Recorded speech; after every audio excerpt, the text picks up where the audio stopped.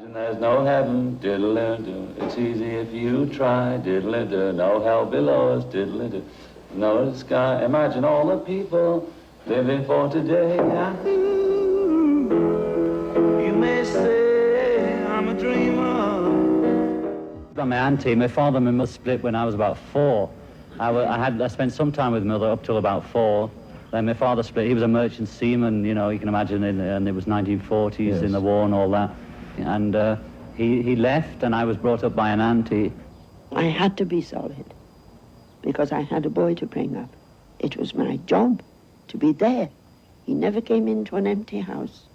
What he could not make out was how I knew when he was up to something. He was inventive and was always the leader. Every time he sat down, he never wasted a minute. And it was always either drawing or writing poetry or reading. He was a great reader. And he sang himself to sleep every night. When Dad moved to Tittenhurst was the first time that he actually called me in quite a long time. It was an exciting thing for me to go and see him again after not seeing him for such a while. And at the time, I was living in, I won't say a small house, but it was a completely different situation, you know. It was on a street with lots of houses, lots of friends. And Tittenhurst was this enormous palace-like place with 99 acres, golf cart buggies, you know, a lake, a little island in the middle of the lake. It was like a house of fun. This completely different experience. It was wonderful. I love the place. I don't remember seeing him as a child. You know, it was the height of the Beatles thing, so I was working all the time. I never considered what it was doing to him. I didn't even count it. The mother was at home. I was away.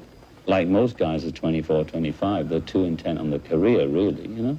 I just put it together, and I would ask about it, and he would say, yeah, there's the Beatles. I was a Beatle, but that's over now. That's over now, and I'm spending time with you or something. What's your favorite part of circus? I like the clowns and the little dogs. Would you give it all up to run away and join the circus? I've already given it up. I haven't decided where to run, though.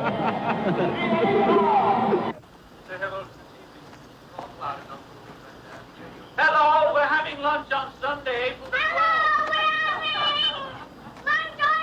Yoko was having an art show in London at a gallery called Indica Gallery, and I heard this was going to be a happening, so I went down the night before the opening. And the first thing that was in the gallery, as you went in, there was a white step ladder and a painting on the ceiling and a spyglass hanging down. I walked up this ladder and I picked up the spyglass, gave balance with there, and a teeny little writing, it just said yes.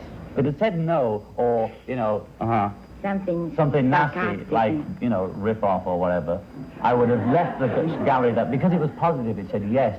I thought, okay, it's the first show I've been to that said something, you know, warm to me. So then I decided to see the rest of the show, and that's when we met. Sending your chauffeur in your car back to Buckingham Palace. You're just a snob about it. The only way to make... fake. Can't you give up something else if it means a little bit? It was no sacrifice to get rid of the MBE because it was an embarrassment. Then what kind of a protest did you make? You said, I don't know much about an advertising campaign for peace. Can you understand that? No, I can't. A very big advertising campaign for peace. And self-aggrandizing. Well, you think Are you advertising John Lennon or do you want nice middle-class gestures for peace and intellectual It's worked in manifestos America. written by a lot of half-witted intellectuals?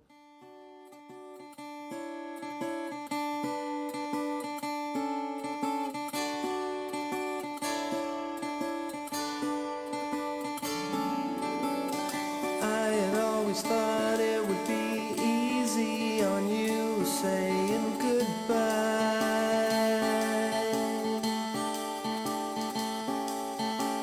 but if I'm ever gone, I'm giving you a song to help us both say goodbye.